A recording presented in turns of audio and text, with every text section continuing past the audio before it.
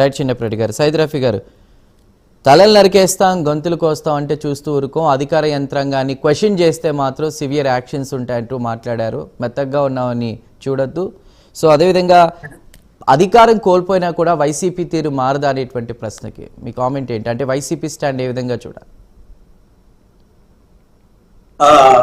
నమస్కారం అండి, మీకు అలాగే ప్యానల్ ఉన్నటువంటి మిత్రులకి అందరికీ నమస్కారం. వినపడుతుందండి? వినిపిస్తుంది రఫీ గారు, చెప్పండి. అయితే నిన్న అనంతపురంలో అనుకుంటా పెద్ద పెద్ద కత్తులు తీసుకొని రోడ్ల మీదకి వచ్చి నరుకుతాం, చంపుతాం, రఫా రఫా నరుకుతాం అని చెప్పి మెయిన్ రోడ్లో వైసీపీ కార్యకర్తలు పెద్ద పెద్ద కొడవళ్ళు అలాంటివి తీసుకొని వీరంగం చేశారు. తర్వాత పోలీసులు వచ్చి వాళ్ళని తీసుకెళ్లి అదుపులో తీసుకున్నట్టున్నారు రోడ్డు మీద. అంటే మేము వస్తే ఏం చేస్తాం అనేది చెప్పగానే చెప్తున్నారు. Sorry for the interruption Rafi గారు. మాజీ సీఎం జగన్మోహన్ రెడ్డి గారు కొన్ని రోజుల క్రితం మీడియా ముందుకు వచ్చి కూడా చంద్రబాబు నాయుడు గారి తొత్తుల్లా వ్యవహరిస్తున్నారు పోలీసులు, బట్టలు కూడా తీస్తాం అంటూ కూడా మరి వ్యాఖ్యలు చేశారు. దాన్ని ఎలా చూస్తారు? నేను 1 by 1 చెప్తా. మొన్న కారు కింద ఒక అతను పడితే తొక్కించుకొని వెళ్ళిపోయారు. అతని పొదల్లో వేశారు. కనీసం ఏ ఒక్క నాయకుడు కూడా తెలిసి కూడా అక్కడ జనం చెప్తున్నారు కారు కింద ఉన్నాడు, కారు కింద ఉన్నాడని చెప్పి అరుస్తున్నారు. కనీసం అతన్ని హాస్పిటల్కి పంపించిన ఒక్క నాయకుడు కూడా దిగి అంబులెన్స్ పిలిపించి పంపించినటువంటి దాఖలాలు, కనీసం ఆ కుటుంబాన్ని పరామర్శించినటువంటి నాయకుడు కూడా లేడు. మనం గుర్తుందా మీకు, హైదరాబాద్ లో పుష్ప సినిమా రిలీజ్ అయినప్పుడు మన హీరో ఎవరైతే ఉన్నాడో, ఏమండి, అల్లు అర్జున్ ఎవరైతే ఉన్నాడో అతను హాల్ లోపలికి వెళ్ళిపోయి తొక్కిసలాట జరిగినప్పుడు ఒక ఆమె చనిపోయింది, ఒక కుర్రాడు ఇప్పటికీ హాస్పిటల్లో ఉన్నాడు. మేమంతా చెప్పాం అతనికి 2 కోట్ల రూపాయలు పరిహారం ఆ కుటుంబానికి ఇవ్వాలని చెప్పి. ముందు వాళ్ళు 10 లక్షలు ఇచ్చారు. ముఖ్యమంత్రి రేవంత్ రెడ్డి మాట్లాడిన తర్వాత గతి లేక 2 కోట్లు ఇచ్చారు. కేసు కూడా పెట్టారు అతని మీద, అల్లు అర్జున్ మీద. అతను బెయిల్ కూడా తెచ్చుకున్నాడు. ఒకరోజు నైట్ అంతా కూడా జైల్లో ఉన్నాడు. మరి ఇక్కడ ఈ సంఘటన జరిగినప్పుడు ఎవరు బాధ్యులు? దానికి ఎవరి కోసం వచ్చాడు అతను? ఎవరి మీద పుల్లు చల్లటానికి వచ్చాడు? సరే, వెళ్ళేటప్పుడు తొక్కేసి వెళ్ళిపోయారు. వచ్చేటప్పుడు కనీసం వాళ్ళు ఇల్లు ఎక్కడ వెళ్ళి పలకరిస్తాం అనేటువంటి ఇంకిత జ్ఞానం కూడా లేకుండా బెంగళూరు వెళ్ళిపోయాడు. మళ్ళీ నిన్న ట్విట్టర్ చేస్తాడు ఏమని, నాకు భద్రత ఇవ్వలేదు అందుకని ఇలా జరిగిందని. సరే, భద్రత ఇవ్వలేదయ్యా, తొక్కేస్తుంటే వెళ్ళిపోతావా? అదేంటి ఆ రఫా నరకటం ఏంటి? ఆ నరకటం కూడా మంచిదని చెప్తున్నాడు అతను.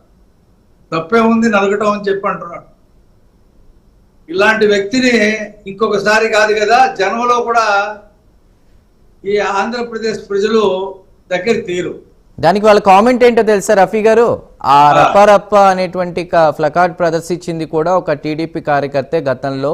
చంద్రబాబు నమ్మకం లేక అలా ప్రదర్శించారని మాట్లాడుతున్నారు. టీడీపీ కార్యకర్త 5 లక్షల రూపాయలు ఇన్సూరెన్స్ వస్తుందని చేరాడంట. మా పార్టీ సభ్యత్వం చేరితే ఇన్సూరెన్స్ వస్తుందని చేరాడు. చేరిన తర్వాత కూడా వైసీపీలోనే ఉన్నాడు అతను. మా పార్టీ కార్యక్రమాలకు ఎక్కడ రావట్లా, ఆ గ్రామ కమిటీ చెప్పింది. అతను జగన్మోహన్ రెడ్డి బొమ్మ వేసుకొని ఆ పైన ఎక్కి బాయినెట్ ఎక్కి ఎలా డ్యాన్స్ చేస్తున్నాడో చూసాం కదా. కాబట్టి అతనికి ఏమి ఇచ్చారు? అతని 11 కార్లు, అదనంగా 3 కార్లు.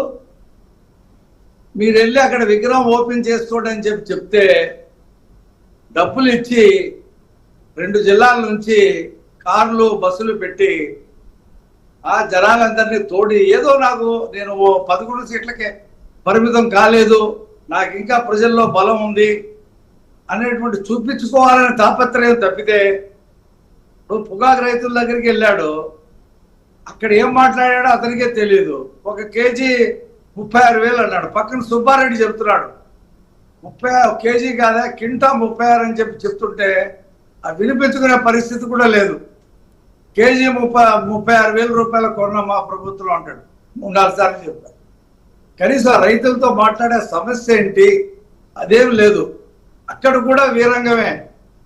ఆ పొగాకు పేడ్లన్నీ తొక్కేసి రైతులకి ఇతను వెళ్ళటం వల్ల తీవ్రమైనటువంటి నష్టం జరిగింది. అంతకుముందు గుంటూరు మిర్చి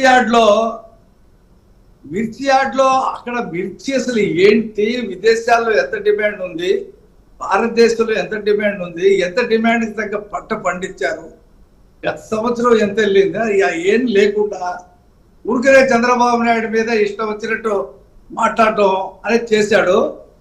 ఈ వైసీపీ పేరు మీద వచ్చినటువంటి దొంగలు ఆ మిర్చి యార్డ్లో ఉన్నటువంటి బస్తాలన్నీ దొంగలించుకొని వెళ్ళిపోయారు.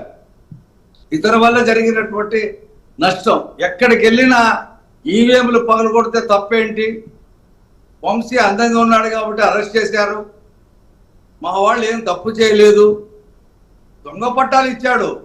ఎవరో పేరు నాని వంశీ ఇద్దరు తహసీల్దార్ సంతకం ఫోర్జరీ చేసి పట్టాలు ఇచ్చారు. సరే, అవన్నీ ప్రజలు చూస్తున్నారు, గమనిస్తున్నారు. నేను చెప్తున్నా, బియ్యం అమ్ముకున్నాడు, అరెస్ట్ చేస్తున్నారు, మా వాళ్ళ అన్యాయంగా అరెస్ట్ చేస్తున్నారు అంటాడు. కట్టి కనిపిస్తా ఉంటే నీకు మనసు ఉంటే నువ్వు మనిషివైతే అసలు ఆ సింగయ్య నీ బాధ్యవాడు కదా, కుటుంబాన్ని ఎప్పుడో బెట్టింగ్ లో ఊరంతా అప్పులు చేసి పురుగుల మందు తాగి ఆత్మహత్య చేసుకున్నాడు విగ్రహం కడతానికి వెళ్తావు. నీ పార్టీ కార్యకర్త నీ కారు కింద పడి నలిగి చచ్చిపోతే ఆ కుటుంబాన్ని పరామర్శించాడు ఎవడు ఇంతవరకు నాయకుడు ఎలా? ఆ గ్రామంలో ఉన్న వాళ్ళు తప్పితే పోలీసులు తీసుకెళ్లారు. ఆ వాహనంలో ఇంతవరకు వెళ్ళి పలకరించలా. సంవత్సరం క్రితం చచ్చిపోయిన వాళ్ళు విగ్రహం పెడితే వెళ్ళాడు, అంత హంగామా చేసి. ఆ ఊర్లో ఇంకో విష్ణువర్ధన్ రెడ్డి ఎవరో ఒకతను ఎగిరెగిరి డ్యాన్సులు వేసి ఊపిరాడికి అతను చనిపోయాడు. వాడి కుటుంబాన్ని పరామర్శించింది లేదు ఇంతవరకు. ఇంకొకతను కుర్రవాడు బ్రెయిన్ స్ట్రోక్ వచ్చి అంబులెన్స్ కి దారి ఇవ్వకుండా 2 గంటలు ఆపేశారు. ఒకతను ప్రాణం గాలిలో కలిసిపోయింది. ఇతను ఎక్కడికి వెళ్ళినా అరాచకం, ఎక్కడికి వెళ్ళినా దౌర్జన్యం, ఎక్కడికి వెళ్ళినా మోసం. ఇది చూసి పక్కన పెట్టారు, జీర్ణించుకోలేకపోతున్నాడు. జమిలీ వస్తుంది, నేను మళ్ళీ వచ్చేస్తా. జమిలీ 34లో ఆంధ్రప్రదేశ్కి జమిలీ వచ్చేది దేశంలో 2 విడతలుగా 34లో వస్తుందంట. ఆ ఆశలన్నీ నీరుగారిపోయినాయి. మొన్న శాసనమండలి ఎన్నికల్లో పోటీ చేసే దమ్ము లేక అదే చూద్దాం రఫీ గారు. ఇప్పటికిప్పుడు ఎన్నికలు పెట్టినా రఫీ గారు ఇప్పటికిప్పుడు ఎన్నికలు జరిగిన రికార్డు మెజార్టీతో వైసీపీ వస్తుందని సజ్జలు కూడా మాట్లాడారు. రైట్, మాట్లాడదాం దానికి సంబంధించి మాట్లాడదాం. 2029లో చూద్దాం రికార్డు మెజార్టీతో వస్తుంది. నిన్న యువత పోరు అని చెప్పి పిలిస్తే కొన్ని జిల్లాలో అసలు వచ్చినోడే లేడు. ఎక్కడికక్కడ కిరాయి మనుషులు తీసుకొచ్చి వీళ్ళే యువత అని చెప్పేసి ఆ జెండాలు పంపించి ఏదో తూతూ మంత్రం చేశారు.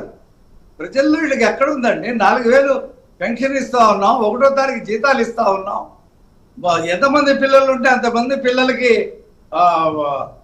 తల్లికి వందనం ఇస్తా ఉన్నాం. రేపు ఆటో డ్రైవర్లకి ఆగస్టు 15న వాళ్ళ ఖాతాలో డబ్బులు ఇవ్వబోతా ఉన్నాం. ఆగస్టు 15న మహిళలకు ఉచిత బస్సు ఇవ్వబోతా ఉన్నాం. ఇప్పటికే గ్యాస్ సిలిండర్లు ఇచ్చాం. రాష్ట్రం అంతా రోడ్లు వేసాం. కంపెనీలు వస్తూ ఉన్నాయి. రాజధాని నిర్మాణం జరుగుతుంది. రాయలసీమలో అనేక రకాల కంపెనీలకి అంకురార్పణం జరిగింది. పోలవరం పనులు జరుగుతూ ఉన్నాయి. భోగాపురం ఎయిర్పోర్ట్, ఇంటర్నేషనల్ ఎయిర్పోర్ట్ నిర్మాణం జరుగుతూ ఉంది. మెట్రో లైన్లు వస్తా ఉన్నాయి విజయవాడ విశాఖపట్నానికి. ఎన్ని జరుగుతుంటే ఏమీ జరగట్లేదు. ఏమి కళ్ళున్న కబోదులకి. చిన్నప్రెడ్డి గారు ఒక్క నిమిషం. చిన్నప్రెడ్డి గారు రైట్ చిన్నప్రెడ్డి గారు ఒక్క నిమిషం.